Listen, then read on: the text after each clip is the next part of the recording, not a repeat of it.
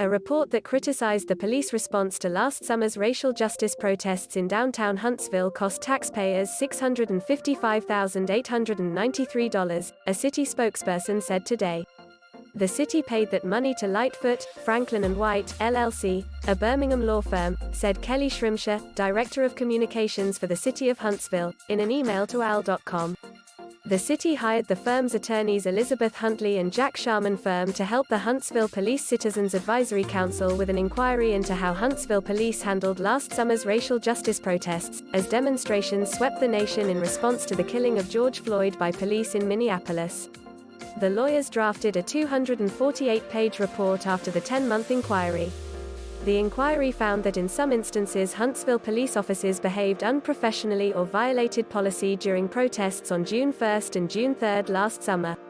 Police from multiple agencies on both of those nights dispersed crowds with tear gas, rubber bullets, pepper spray and other riot gear.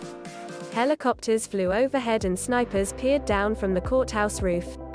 Police arrested about 24 people, most of them on charges of disorderly conduct, and more than half of those cases were later dismissed. 2 people were arrested on gun charges. Local protesters, alleging that police used excessive force and violated their First Amendment rights, called for accountability and transparency.